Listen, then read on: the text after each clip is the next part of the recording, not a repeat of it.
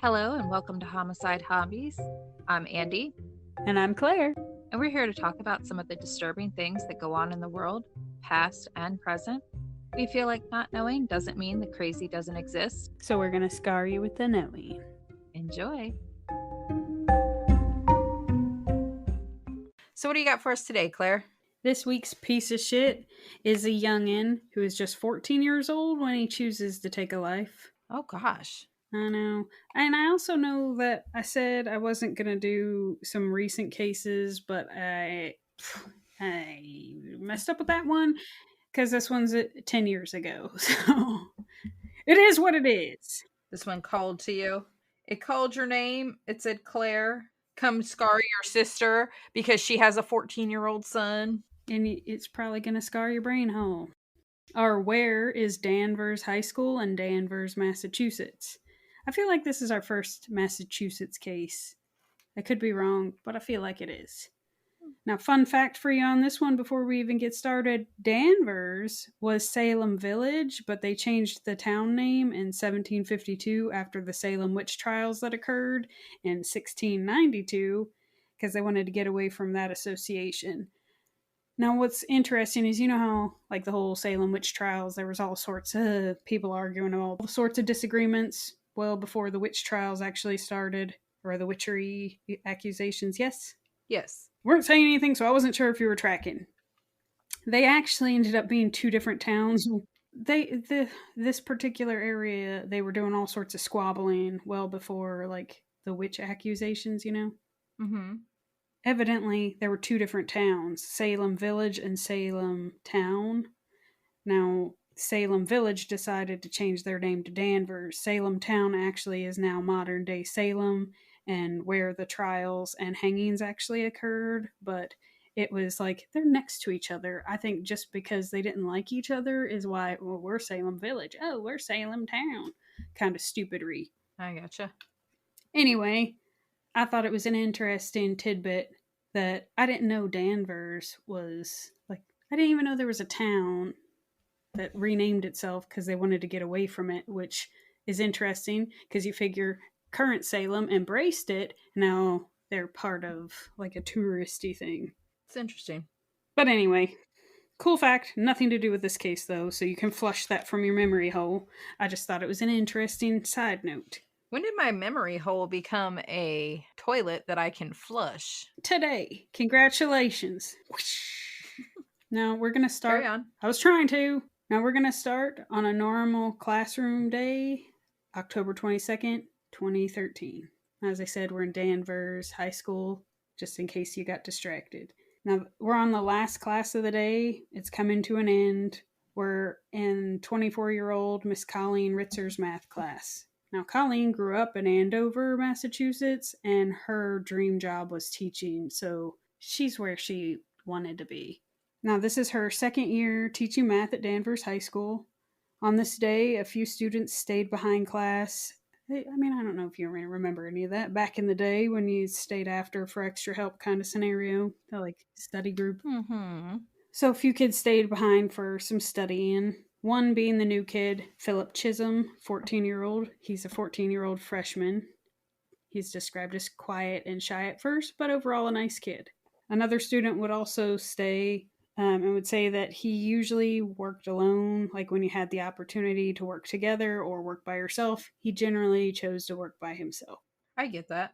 Yeah, but he's also the new kid, so I think it's hard being the new kid. Yeah, but I also get doing stuff by yourself because I don't know about you, but when I was in school and we had to do group work, half the time people either just chatted or I got stuck doing the work for everybody else because they were busy chit-chatting. Yeah.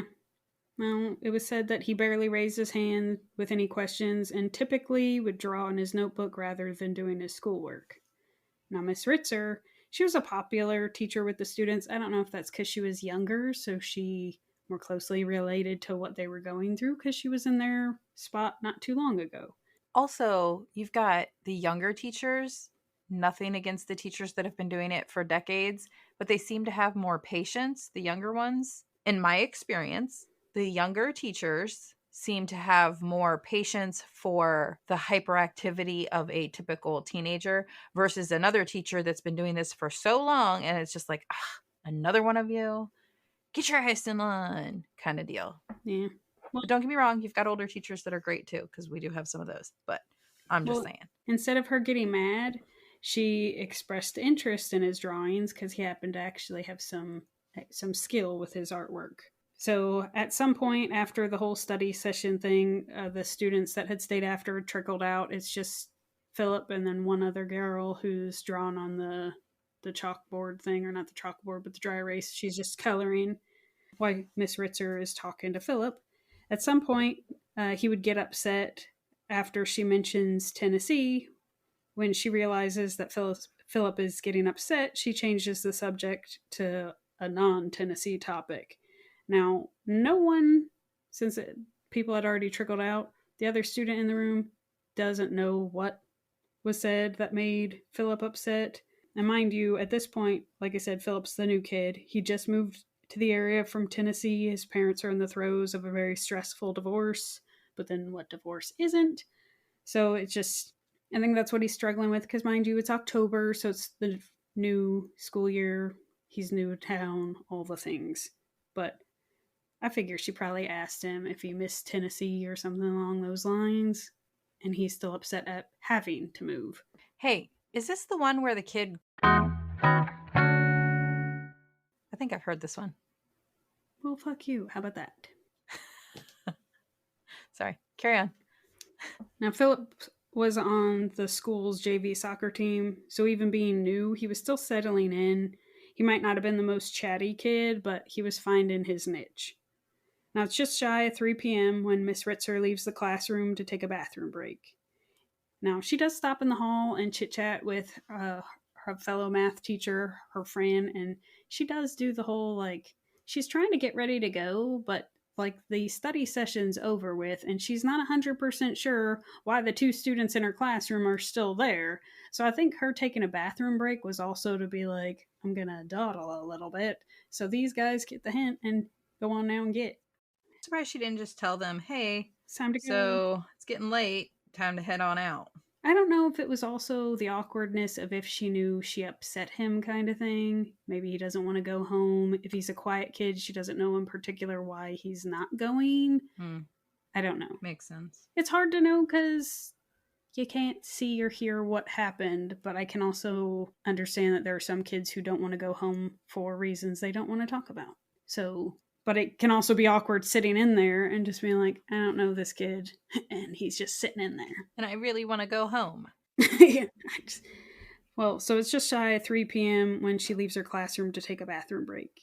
It's not long after she leaves the classroom that the security camera that faces down the hallway, you'll see Philip kind of poke his head out of the classroom door and then kind of poke back in before he comes back out. Okay. Now, neither one would be seen back in the classroom. During this little chunk, Miss Ritzer's dad would actually come by and poke his head in because he was excited to see his daughter's classroom. When he didn't see her there, he drove home, but was super excited to be able to tell her he saw her classroom.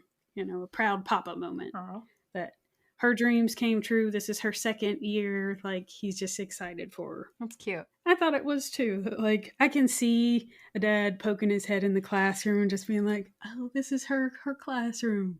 Her dreams came. How long was she in the bathroom that her dad was able to come visit, stick his head in the classroom, wait around, I would assume for a few minutes?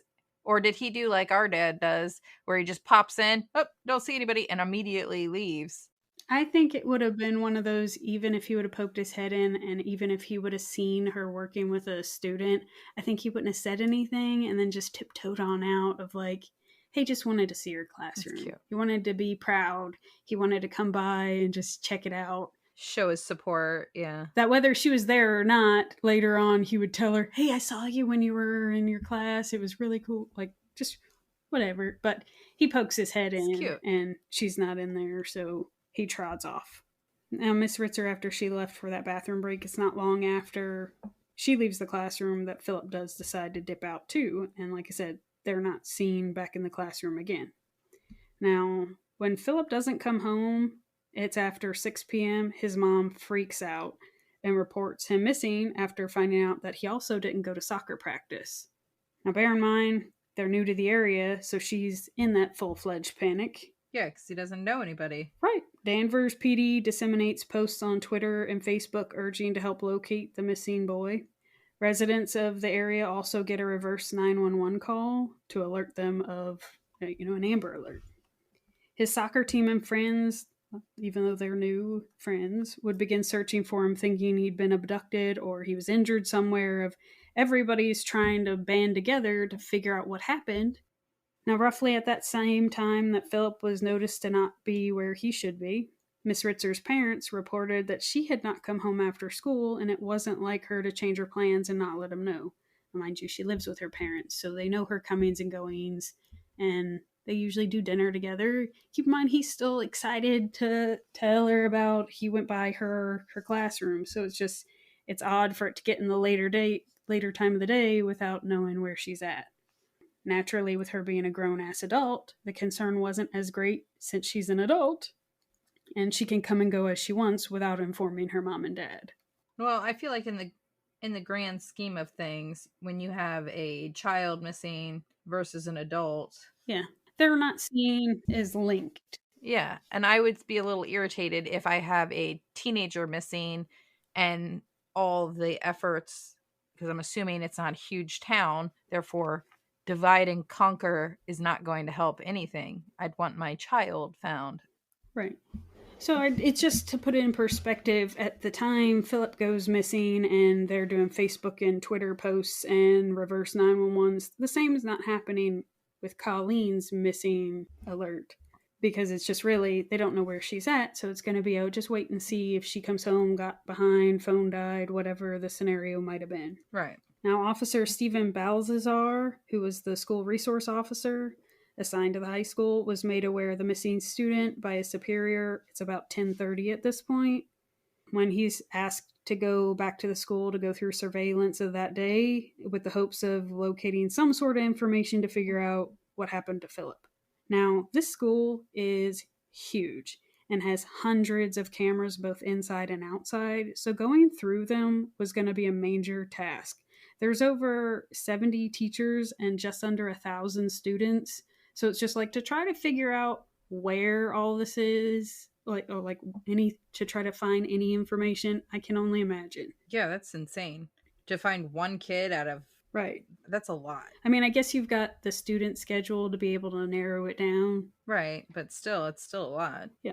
So he would also start talking to other parents, anything like that, because you figure that's why they're the school resource officer, because that's what they're there for, to know the kids, know the parents, know the going-ons. So he starts talking to another parent at the school who believed she had seen Philip after class changing his clothes outside the academic wing of the school near parking lot A around 3 in the afternoon. The officer would direct another officer to check in the area that parent had seen to see if there might be any clues that might have been left behind over in that area. Now, the high school principal would let Officer Balthazar know that they also had a missing teacher, Colleen Ritzer. Officer Balthazar went to his office to review the footage, but his computer wasn't opening up, so he had to restart it. I imagine he's super irritated. It's 10:30, there's a missing kid, now a missing teacher, and his computer's a piece of shit. Yeah, that's frustrating. So while he's trying to get his computer to behave, he decides to go outside and check the wooded area across the cross-country trail that was located just off the student parking area where he had sent the other officer to go browse around. Now, just so you know, the cameras had been a recent installation. It was part of a new renovation because they added to a wing and did a whole prettied up the school because they're a big school. But so I feel like they didn't update the computers to match the computer, or to match with the cameras, and hundreds of cameras. I would imagine you need a beefier computer. Right. Things are slowed down. Mm-hmm. So he mills out there while his computer's doing whatever restart nonsense that it's doing. So when he gets over there, the other officer is sharing that he thinks he saw blood near the trail going into the woods. So naturally, if you're the school resource officer, you're not the homicide person, you're not collecting evidence. So rather than trample on things, they call for I don't want to say the real police, but people to come over and we might have some situations over here. Right. Now, when the supervisor gets there, Officer Baltazar is directed to go back to his office to check out the surveillance from earlier that day, because now we got at least a section of the school to focus in on. Now, Officer Neil Hovey, who was the Topsfield Police Department, was at home preparing for his 12 to 8 a.m. shift when he hears of the missing teen. He lets dispatch know that he's going to go check around that area around the school for the teen before he left for his shift. He would get a call from dispatch just to let him know that they believe Philip may have taken his own life. Oh, gosh. Right.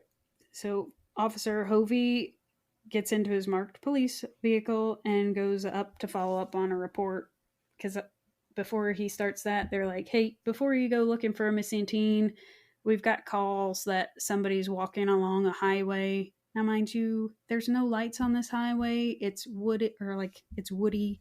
It's now closer to midnight, that you want to go check out and see who's walking along this area.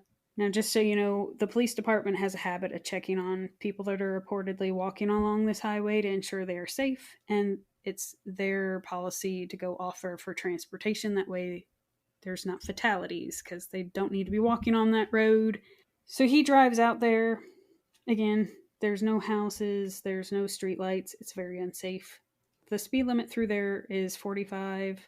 It's difficult to see because there's no shoulder, and then it's at the top of an incline, so it makes it difficult to see anyone who's walking right there. So when he drives out there, it's now 12:28. He clicks on his blue lights so that the people driving on the road could see the officer as they approach the area, and pretty much fucking slow down, because he doesn't want to get out to chit chat with this person and then get clipped or cause an accident. He then notices the person he's coming to check on is dressed in shorts, a zip-up hoodie, black knee socks, and sneakers. Shorts? Right. Mind you, it's in the 40s, so he's got to be cold. Yeah. So Officer Hovey asks the person where he's going. The person replies, nowhere. So Officer Hovey asks, well, where are you coming from? And gets the reply, Tennessee. Officer Hovey tries again to ask where the feller's headed, and again gets the response, nowhere.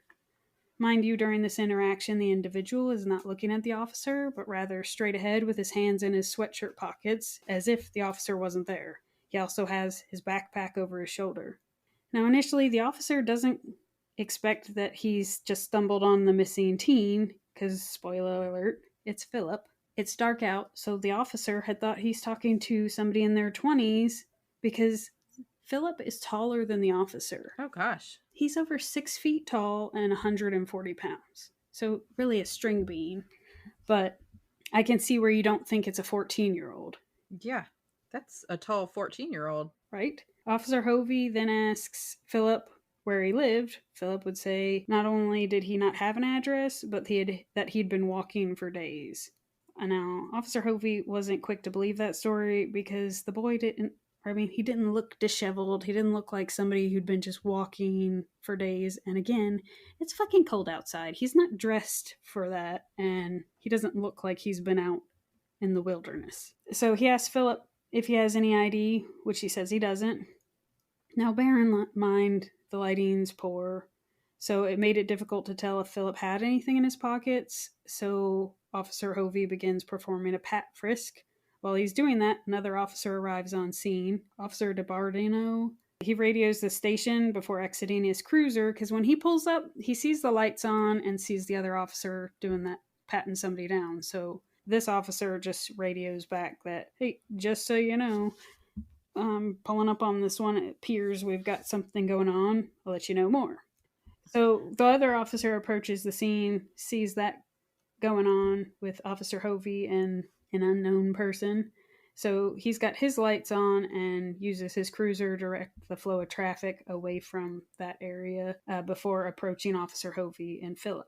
Now, during that pat frisk, Officer Hovey feels a hard piece of plastic in Philip's front left pocket that feels like either an ID or a credit card, just something hard and thin and about that size. In his other pocket, he feels a smooth, hard object that's oblong and about 2 inches. This is when he sees the other officer and decides to wait before proceeding beyond that. So the other officer, the one that pulled up and he's walking over to Officer Hovey, he has his blue lights on and then his overhead takedown light or his little spotlight thing on.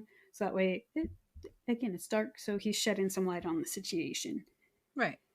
He walks over there and notices that Philip keeps repeatedly putting his hands in and out of his sweatshirt and asks him to keep his hands out of his pockets. And I can understand police officers not wanting people to do that. So I get it's also cold, but here's a thought, don't do that. Yeah, it's for everybody's safety. And he also asks Philip, just, hey, what you got in the backpack? To which Philip would say, survival gear. The officer asks for his backpack. All the while, there's sporadic traffic flying by at about 45 miles per hour. So the officers ask Philip to come off the road over by the cruisers so that way they're not right by moving traffic. Philip still is not making eye contact with anybody, just maintaining his long distance stare and barely replying to anything. Really, probably freaking out the officers. Being an officer has got to be stressful. It's dark. It's got to be scary. You've got somebody who doesn't want to answer. Like, he's giving very short answers. He's not looking at him. He keeps putting his hands in his pockets. They don't know what the issue is, and they've got to kind of play detective of figuring out, is this somebody who needs help? What the hell's going on? Right, or is this and he's not being very forthcoming. So Officer Hovey asks Philip to take the contents out of his pocket and put them on the trunk, and Philip does. He had a rock, a driver's license, insurance card, and credit card, all in the name of Colleen Ritzer. Uh-oh. Yeah. At this point, they aren't aware that Colleen never arrived home, since she's an adult. Mm-hmm. They also don't know that, she's currently missing too. And Officer Hovey asks Philip his name, and he says Philip Chism, to which both officers immediately become elated because they're like, they found their missing teen. They immediately call the Danvers Police Department to confirm the name of the missing teen.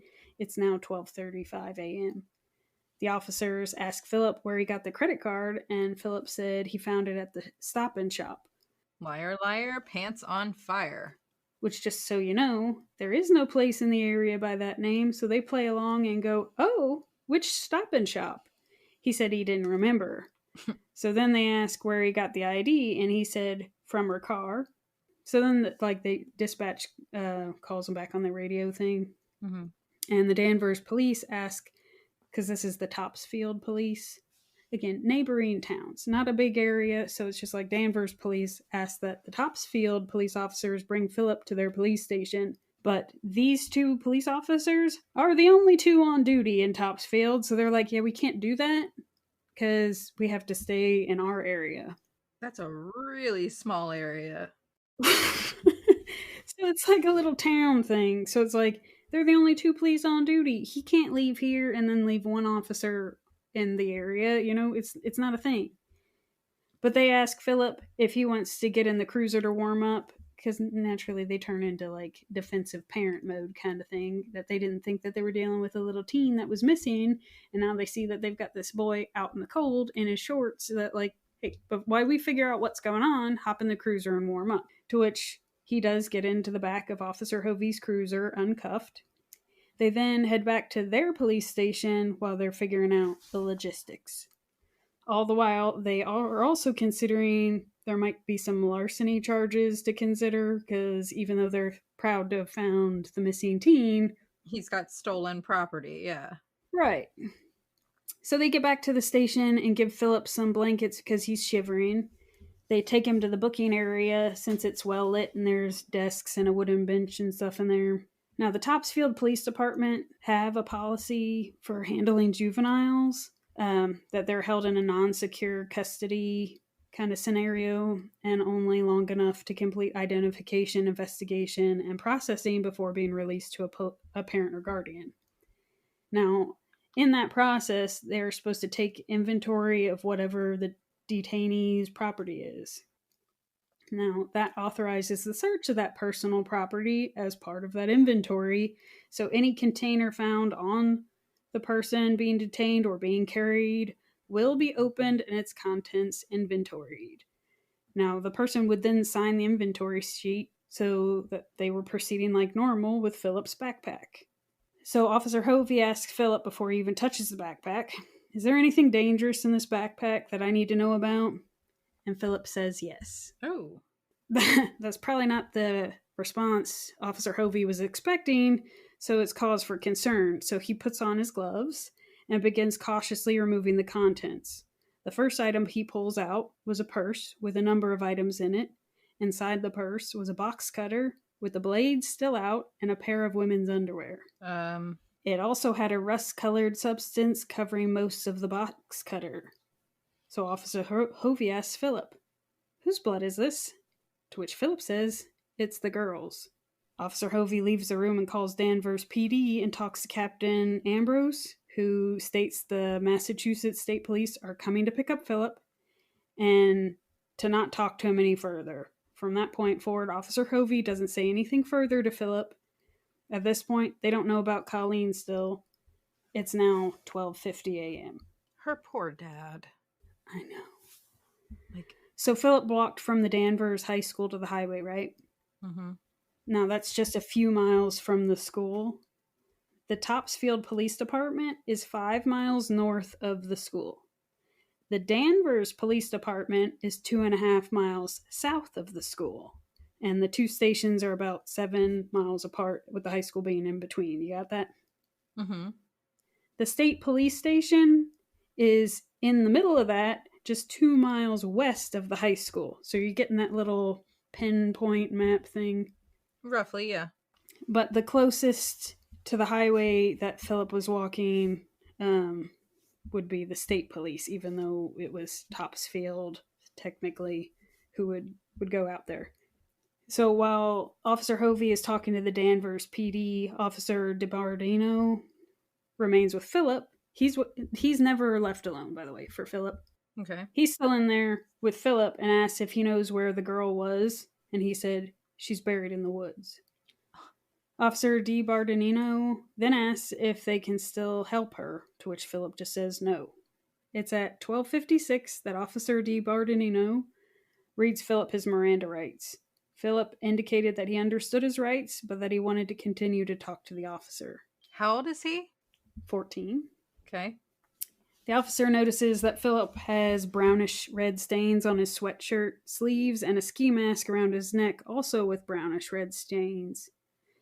At this point, the officer seizes Philip's clothes and his sneakers. Now, at this point, Officer Hovey returns, and all questions stop, and Philip asks if he'll get his shoes back. Naturally, Officer Hovey's like, yeah, no.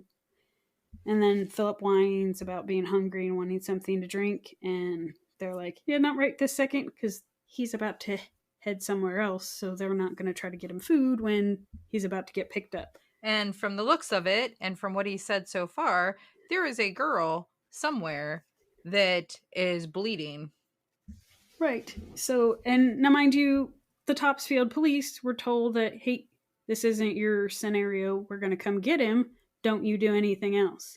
I feel like this is a pissing match because with how close all these police stations are to each other, I feel like that's what this was. Like, don't talk to him anymore. This is our thing, and they're not sharing with the Topsfield. Yeah, I mean, well, that's what it sounds like.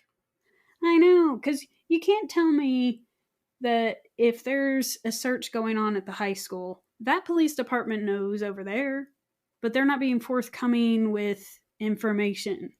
Anyway, so it would take the Massachusetts State Police about an hour to arrive and pick up Philip, which I get they've got other shit to be doing too, and the Massachusetts State Police are just thinking they're transporting a teeny bopper that was a runaway.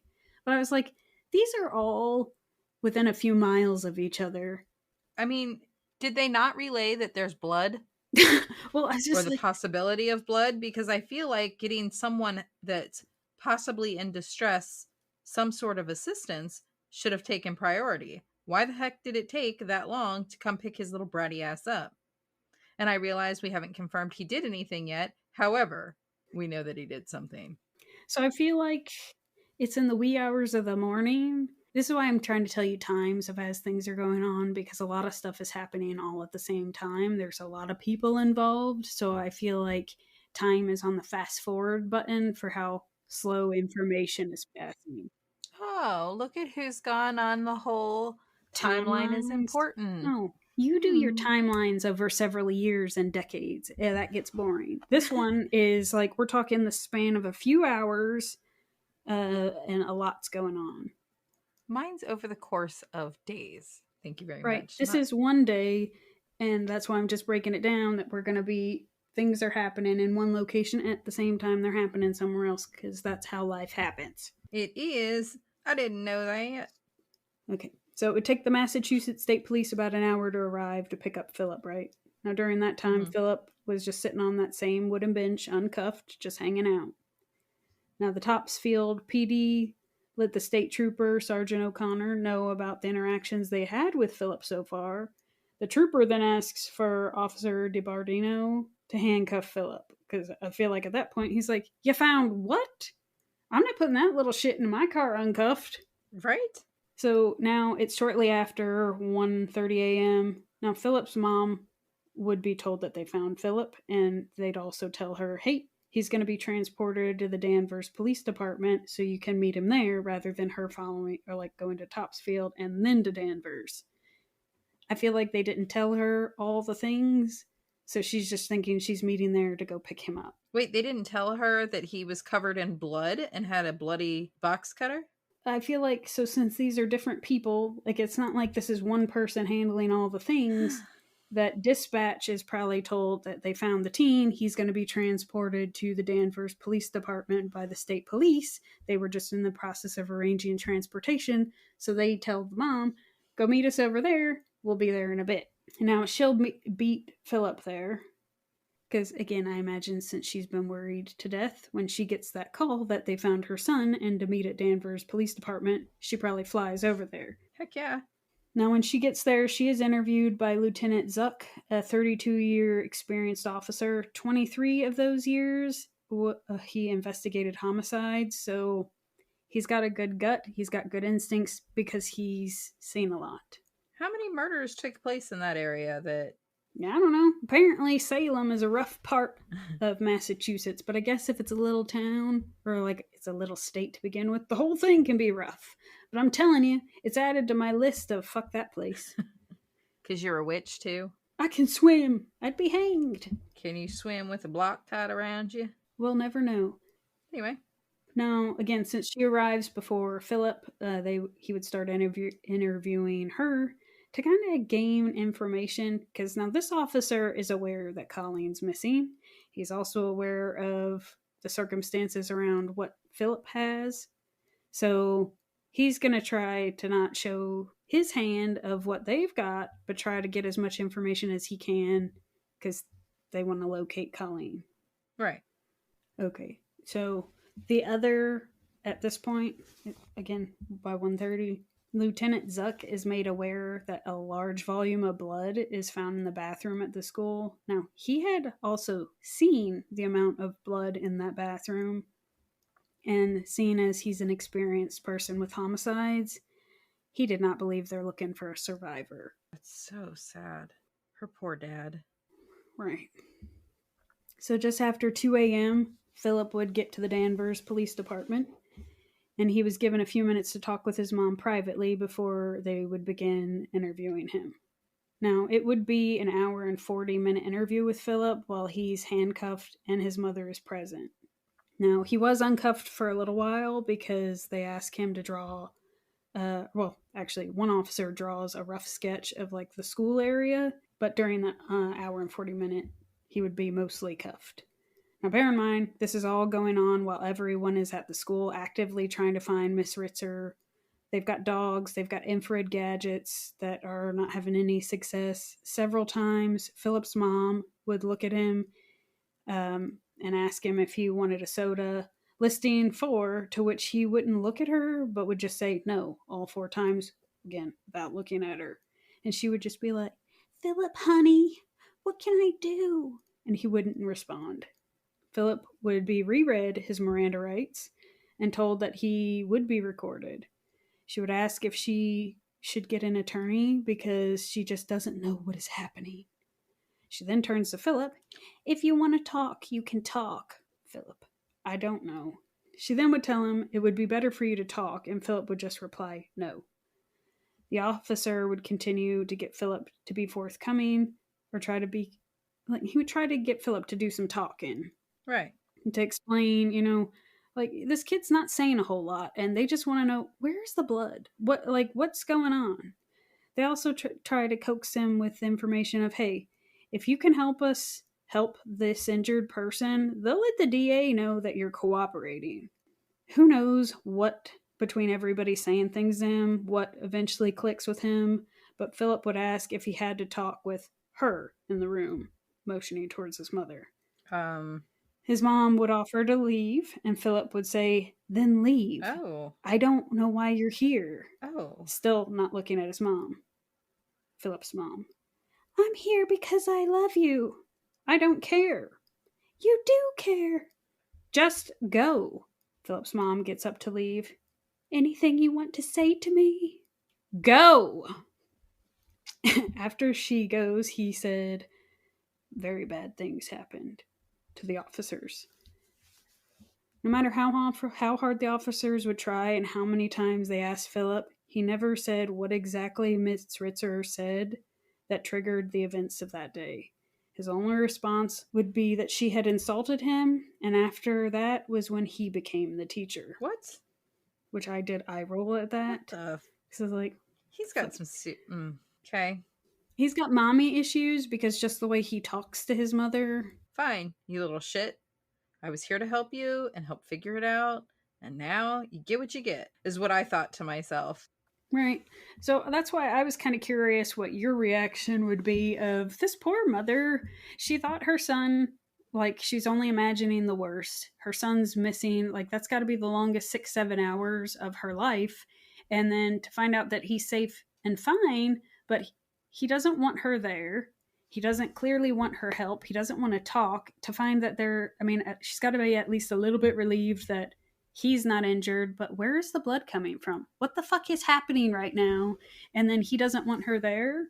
And I realize that I sound like a delusional parent, but I don't feel like I can even put myself in that situation because my 14-year-old. For him to be acting like that, it's too out of character for my son. And he's not a loner and he's not quiet like this kid, like Philip is to start with.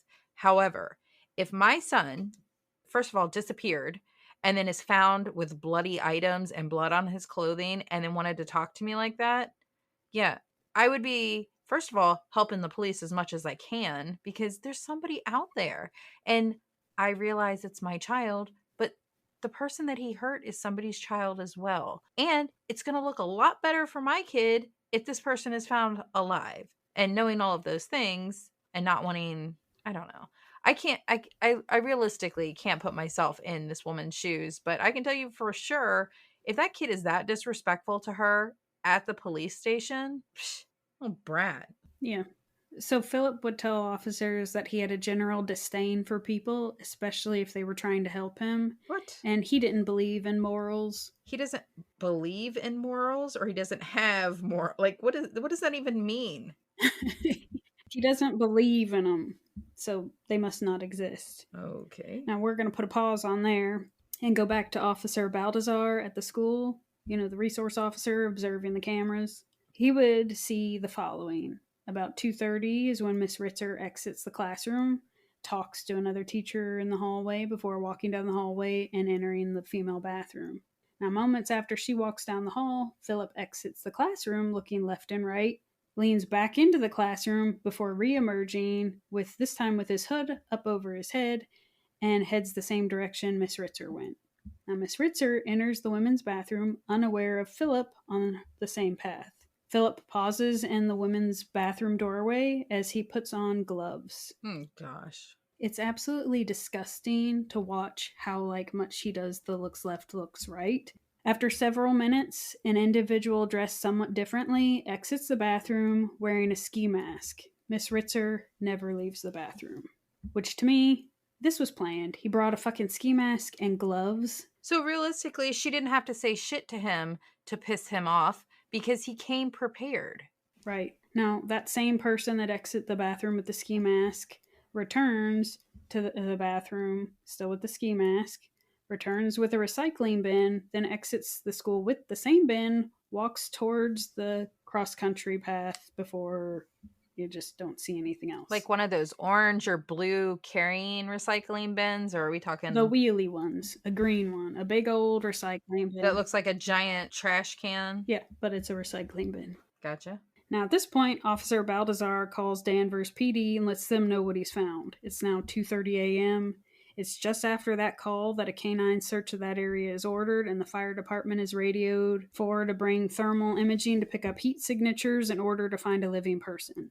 The DA was also notified, as well as the state police. The Danvers PD would also request the state police air wing for help, which had better technology for thermal imaging than the fire department did.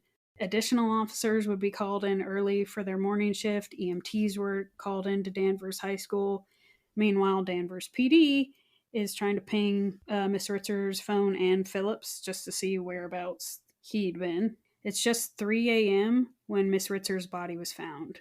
The detectives were 40 minutes into their interview with Philip. Now, unfortunately, she was dead when they found her. She was naked from the waist down, her bra pulled up. Police would pull a 3-foot stick from her groin. Oh, God. Miss Ritzer was stabbed 16 times in the neck.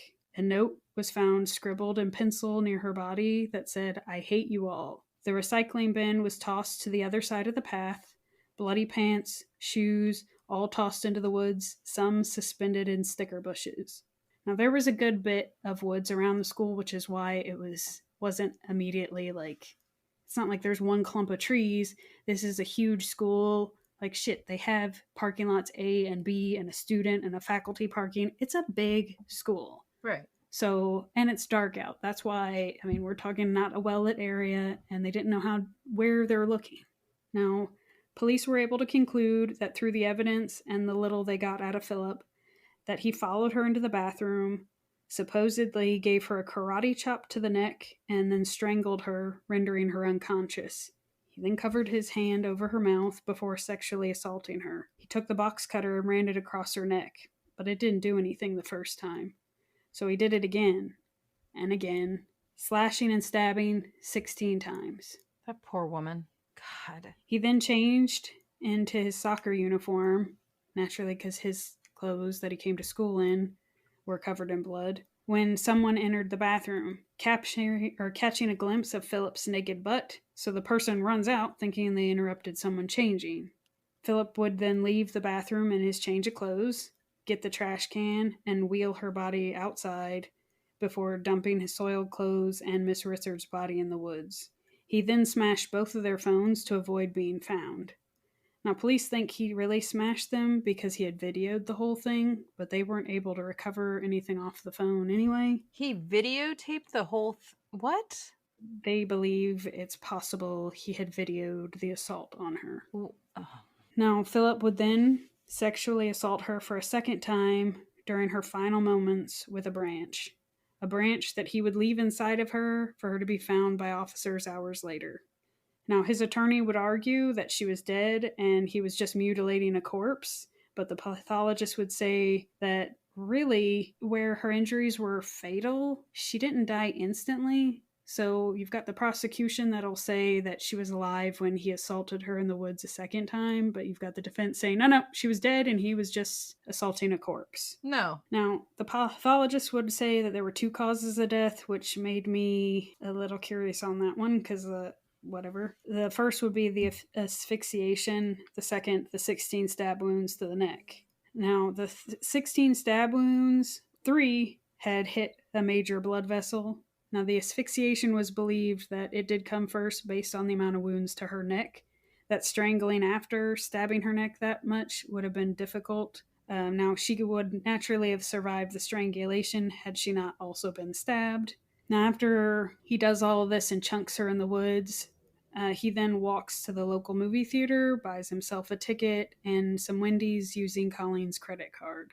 He's such a piece of garbage. He's 14. Dude, I was so horrified by all of this because he's 14. Philip would plead not guilty of the charges of aggravated rape, and robbery, charged as a juvenile. How the fuck does he figure? He was charged as an adult for the murder. Now, his defense was he was in the throes of a psychotic break due to an undiagnosed mental issue. Yeah, whatever. I call bullshit on that. I'll hit that him having a psychotic break. He brought things with him. This was planned. This wasn't a he snapped and fucked up his teacher. He stalked her. Yeah, he came prepared. He had a plan. It might not have been well planned out because he's 14. He's a child. He's a monster child. Yeah. Now, while Philip is in custody awaiting trial in June 2014, just 8 months after his attack on Colleen, he's being held at the Department Youth Services facility. Now, mind you, they're trying to be nice with juveniles, trying to get the boy the help that he needs. So he's not in like a prison lockdown thing. He's in like a juvenile place where with like staffers and clinicians and all that. Mm-hmm.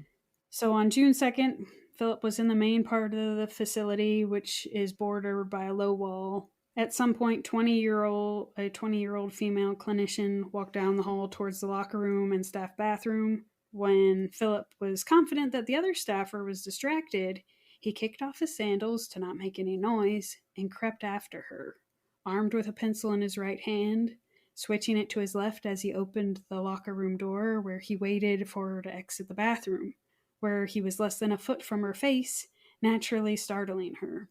He grabbed her by her neck with both hands, shoving her into the bathroom corner, and began choking the life out of her. She was pressed against the cinder block wall while he's doing this, just so you know. And since he used both hands, he did drop the pencil.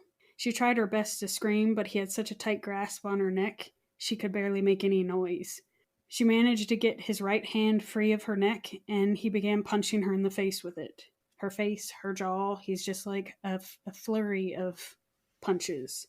Now, fortunately, just him letting up, even though he's hitting her, he releases enough on her neck that she gets enough air into her lungs to begin screaming for help, which naturally staffers run immediately and render aid. They're able to pull him off of her and subdue him, and I'm just absolutely horrified that this even occurred.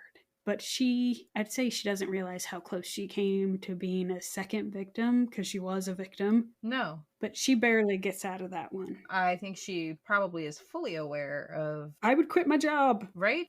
Now, he's then moved to a state hospital and was not allowed to be in any unsecured areas or allowed to be around any female staff or patients. Good call. Which, honestly, I did a little bit of if he committed murder? I mean, other than the fact that they were going off of he's got a mental disorder and was having a psychotic break, and that's why he had that momentary lapse and killed somebody. I don't understand why he wasn't being watched like a hawk to begin with. Especially if, like, is he on, you probably don't know this, but is he on any type of medications now for this supposed mental disorder? Or is this just all in waiting? When they moved him to that hospital, they would run a battery of tests to determine what's wrong with Philip. A lot is wrong with Philip. But they've got the tests so much so that there's a scale of they can determine if someone is faking bad, faking good, psychotic, or a variety of other diagnoses. They kept coming up with he was trying to fake bad. That's what his tests were coming up as. So I don't believe clearly there's something wrong with him. What all? I don't think it's as bad as everyone's, like, defense-wise would try to paint, because he's just trying to come up with an excuse of why he did something bad, when, let's face it, there isn't a fucking excuse for what he did. No. Now, he would face charges of attempted murder for the attack on that lady. It would be assault with intent to murder and assault and battery with a dangerous weapon, all as a youthful offender. Now, this designation opened him up to be have penalties of the adult variety, which ranged up to 20 years in jail. Good. Now, unfortunately, the jury would not be allowed to hear of the second attack because it was a pending charge by the time he goes to trial for Colleen, which made me so annoyed, because it's exactly what he did with Colleen. He stalked and then he attacked. I don't know what the fuck's with him in bathrooms, but because women are vulnerable and their pants are already halfway down. And I don't mean that to be funny, but like, have you ever tried to slide off your skinny jeans before? I struggle. Right. I think it's because they're in a vulnerable situation, and most people don't assume they're going to be attacked in the bathroom. Right, just like when she probably rounded the corner and didn't expect to be a foot away from a 6 foot tall boy. Now, the jury would hear about Philip's childhood, like that his grandmother and aunt on his mother's side have a history of psychotic disorders in an effort to paint the picture of Philip also being psychotic. They would also hear about how his dad was repeatedly unfaithful and ultimately is what led to his mom leaving him and moving in with friends in Tennessee.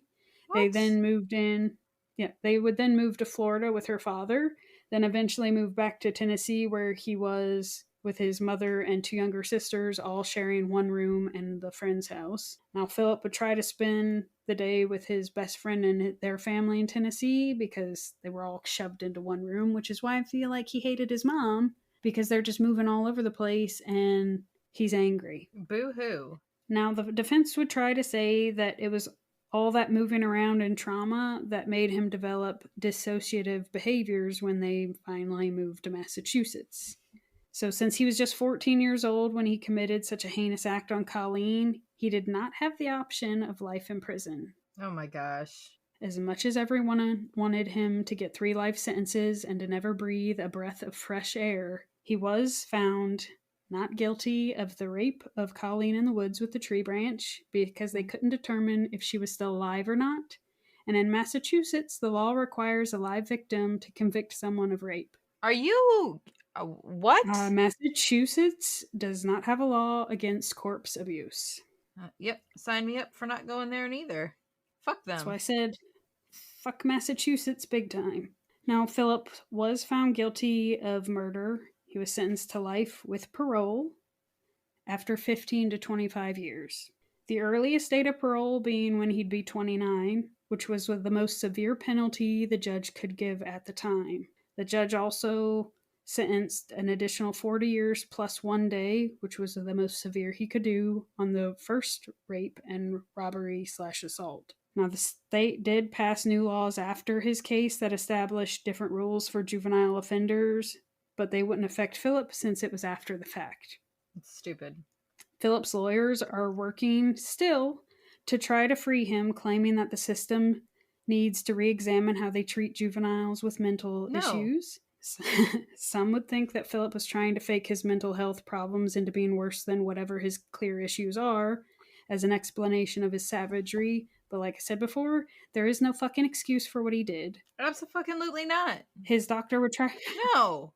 His doctor would try to claim that his move from Tennessee was traumatic and caused him to go into psychosis, all of which, paired with his tiny little pea brain still developing, was too much for this adolescent. Okay, here's one for you. What about all these military families? Their lives are uprooted to move when they get stationed other places. Are you telling me that if any of those military children decided to go on a killing spree, that part of their defense is going to be that daddy wasn't around or mommy, who's ever in the military, and we moved a lot?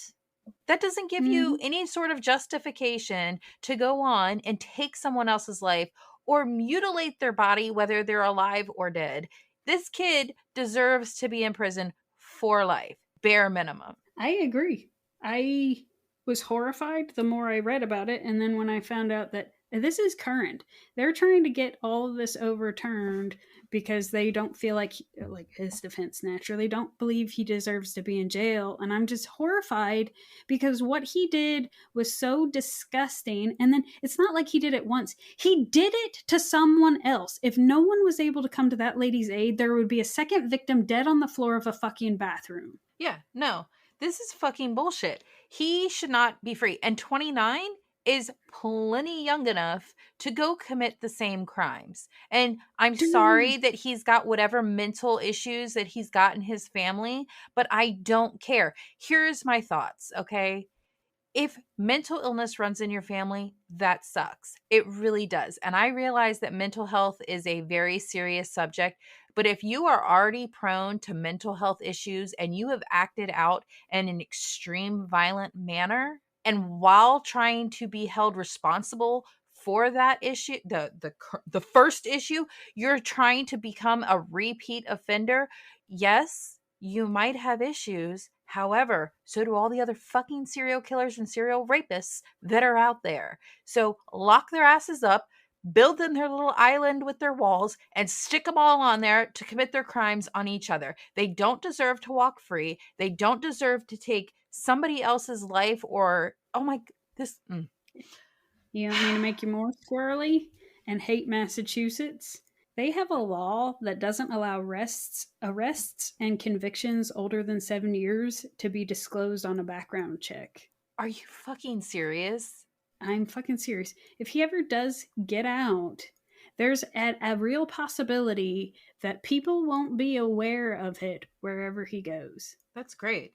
And I'm telling you, this fucker gets out. I'm just hoping he's stupid enough to continue doing things while in custody and he never breathes a breath of fresh air. And let's face it, the first parole thing, generally people don't get paroled. So, but it's just the fact that he even has the opportunity at it. He needs to be put down like the piece of shit garbage that he is. I'm sorry he turned out to be bad, but sometimes you can't be fixed. And it's for the greater good. You know how with an animal, they put them down if they bite? Mm-hmm. I'm on board with that for this feller and anybody like him. Please tell me his mom did not back him when she found out what he did.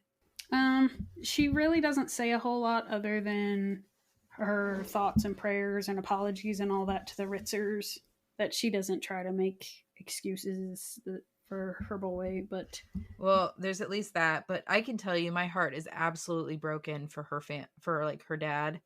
I realize her mom too, but I got a little bit more. My heart breaks for her parents. Now, Colleen Ritzer's parents are currently in the midst of a wrongful death suit that has been ongoing since 2016. The last one on the list is the design team that set up the camera system for the school. Now, when they first filed this wrongful death suit, the town of Danvers and the school cleaning crew were recently removed from that lawsuit, but they were on there initially. Basically, they were trying to say that the computer system was too old for all the cameras that were installed, and they believed that if someone had been able to monitor them live, that they would have been able to see Colleen go into the bathroom and Philip follow her in there. They would have also seen him leave and come back with their recycling bin, including the night of the investigation when it all broke and froze and caused a delay and all that. But they would say some days the cameras didn't work at all, so what good are they anyway? Which I have mixed feelings because it honestly happens so fast that even if somebody was watching the cameras, other than they would think something was going on in the bathroom, I don't think they would have ran over there and checked. And yeah, they would have caught him at the school with the recycling bin. Like, all of that would have been suspicious. However, it doesn't change that she'd be dead. Wait. Unless you go with what the coroner said, and they couldn't determine whether or not she was alive when he jammed the stick in her, which means she was alive in the recycling bin because he had to take her to the woods to get the stick. So there's a slight chance that she was still alive. Man, but I feel like suing the design company that installed the cameras for a wrongful death, I don't feel like this is going to come out in their favor. No, but it seems far reaching. I feel bad for them, and I get they're lashing out, they're hurting. Yeah. None of this is right. And then also, they know that Philip will be out one day. It's disgusting. Now, Philip's dad would say, a dad's job is to protect his family. I didn't protect Colleen. A dad's job is to fix things. I would do anything to fix this for Colleen. Wait, you said Philip's dad said that? Colleen's dad. Oh. Not Philip's dad.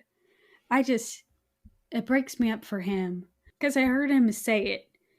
And he talks about how he went to the classroom and he just knowing that she was in the bathroom, like he walked the same path. He didn't pass Philip with the trash can, but it's like he feels like he failed as her protector, the fixer of all the things. I feel so bad for that family. I wish I could undo it for them. It's so sad. Now, they do establish an annual run in Colleen's memory at Andover Park. That is still ongoing, by the way. In 2016, they had 3,700 participants. Now, all proceeds go to like a scholarship fund, which I thought was pretty cool. Now, that started October 2013. They've raised over $500,000 in college scholarships and helped nearly 90 future teachers and leaders with school scholarships, which I thought was pretty cool that it's not one's still going. So if you want to check out, they've got their website. And if you're local, by all means, register to participate in their 5K event every year or support it if you feel like doing that. But it was pretty cool to read the article on that, the one from 2016, because it's just described as a sea of pink, because pink was her favorite color, and everybody who comes out, you all wear pink. And it's just, they pack this park full of just pink. Not to be the Debbie Downer, but it's so heartbreaking. It's so, like, all of it, I know, I mean, I'm glad that there's at least that positive twist, because everything I read about her, she just wanted to help people. She wanted to teach. She wanted to change lives, and it's like the bittersweet part of that her parents were able to make that foundation in her name. I know it's not the same, but at least even now, because I did cringe a little bit when I just wanted to see if it was still going on or if it fizzled out. But it's still a big thing. Like, that foundation has grown even bigger every year. It's bigger. It's more than it was the year before. So I'm glad that there's that legacy for her, that she wasn't just disappeared in one day and no one remembers her. Well, now I understand why you're asking me all these questions about what I would do if I got a call from the police. So I am a little concerned that we're going to hear more about this case in the upcoming years, of either something gets overturned on a technicality, because evidently the school cleaning crew, part of the issue was like the cleaner didn't speak English, so there was some translation issues, and he had started cleaning up the bathroom.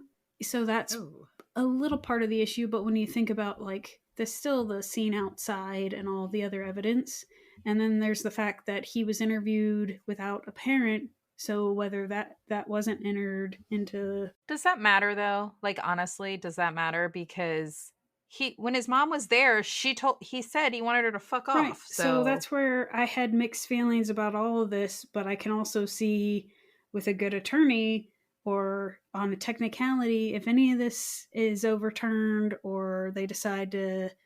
I cringe at that, because I do think he's a legitimate danger to society, and I also can see the possibility of, again, a technicality and he walks. His lawyers are assholes. Dude, I don't understand how they can be fighting for somebody who... You got better things to do with your time. If they want to fight for somebody, why don't they pick someone that's, like, legitimately wrongfully imprisoned? Because I know there's plenty of those people out there. Why do they got to pick somebody that could not deserve to be in prison any more than this kid? He legitimately deserves to be where he's at. Yeah.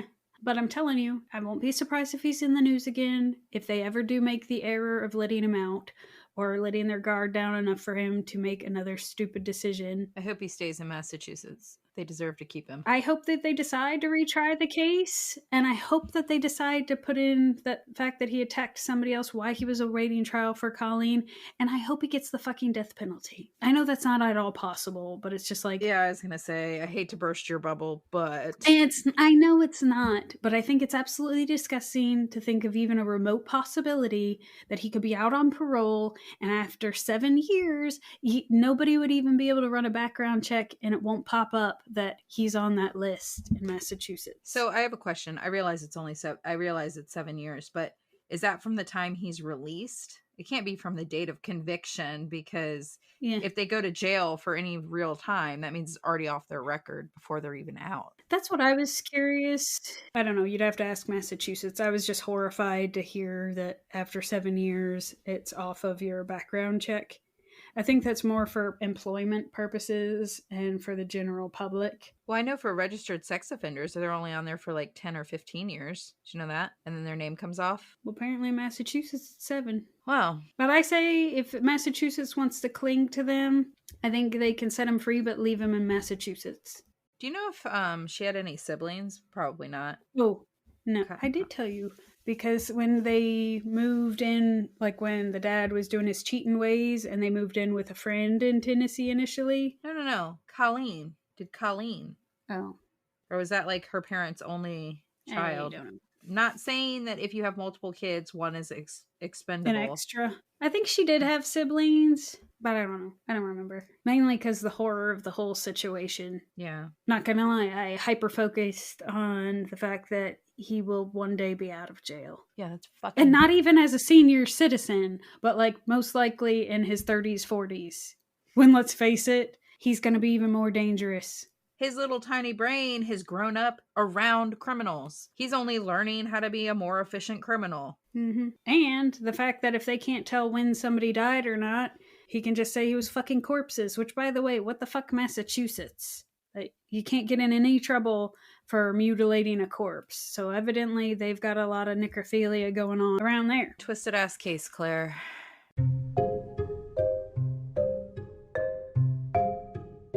We hope you enjoyed today's episode of Homicide Hobbies.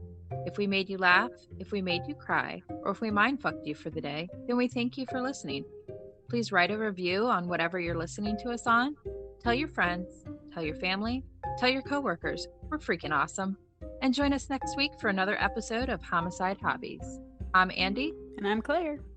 That's all we've got.